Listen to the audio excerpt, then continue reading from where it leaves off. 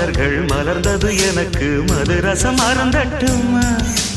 விடுகின்ற வரையில் முடிகின்ற வரையில் கவிதைகள் எழுதட்டுமா முத்தம் என்ற கடலில் முத்து குளிப்போமா அழகு அழகு ஓ நீ நடந்தால் நடையழகு அழகு நெருங்கி வரும் இடையழகு அழகு வேலெறியும் விழியழகு